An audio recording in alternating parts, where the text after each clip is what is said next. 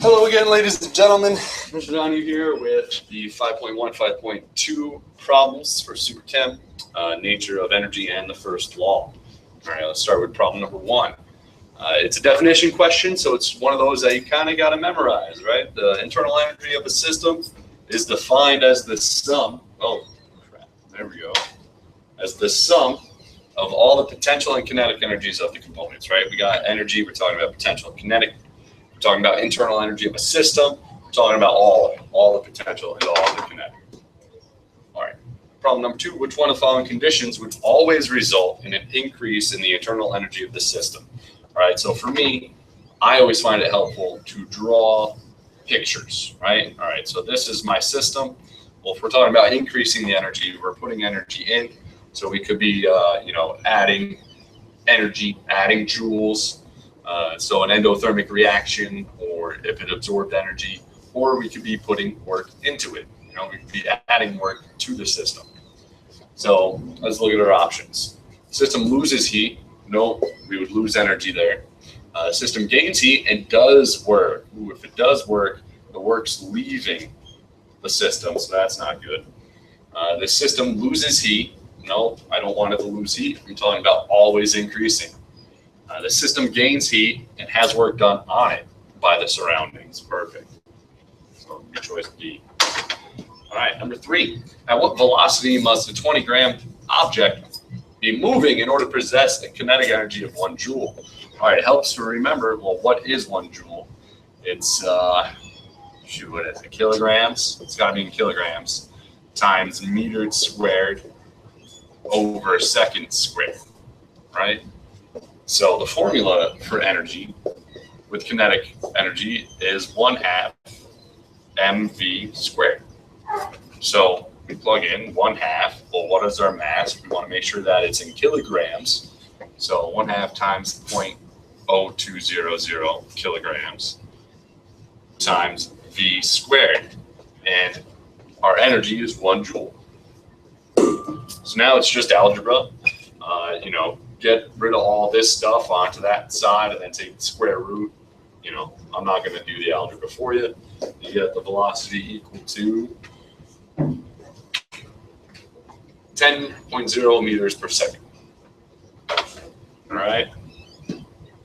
100-watt electric incandescent light bulb consumes blank joules of energy in 24 hours. It tells you 1 watt is 1 joule per second. So this is just kind of a dimensional analysis problem. We have 100 joules per second times by, all right, well, there's 60 seconds in a minute. The seconds will cancel out. I'll be left with joules per minute times 60 minutes in 1 hour. Minutes canceled out. I'm left with joules per hour. And now I want to times it by 24 hours because it says. And my hours will cancel out. And I get my final answer of being choice E when I do that math. Problem 5. Of the following, which one is a state function? So the thing here is state function. It doesn't matter how you got there. So my example would be like, say there was a mountain, right? And you wanted to get to, let's say, base camp, which is about a little halfway up. You got a nice little tent about halfway up. You got a campfire going on, right? And you're starting way down here.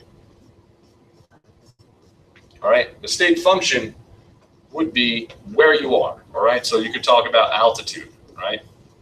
What is that person's altitude here versus what is its altitude up there? It doesn't matter which route you go, right? Doesn't matter how you got there. It just matters that you're there. So this is a typo and it should have been delta H, which is our answer. The change in heat, right? If we're talking about the change in altitude, for example, it doesn't matter which route you took. You could have gone all the way zigzagging, or you could have just gone, you know what? Boom, you're going straight up. The overall change is the same. 6, the delta E of a system that absorbs 12.4 joules and does that much work on its surroundings. Again, I encourage you, draw a picture. This is my system. It says it absorbs 12.4 joules, so that's going into it. It's absorbing it and does that much work, so it's losing that. All right, well, I added 12.4 and I lost 4.2. So what's my overall change? 8.2. All right, so the box is a system, the rest of it is the surroundings. Draw a picture. All right, you won't regret it. Change in internal energy of a system. So why don't I draw another box? System absorbs that much heat. So I got joules going in, 2,500 joules going in, and does that much work on the surroundings. So it's losing that. So I am adding that much. I'm adding the 2,500, and I'm losing that much work. So what's the overall change? Should be choice C. That's how you do those problems. Hope you found it helpful. Hope you can become an expert with a little practice. Get you on the next one.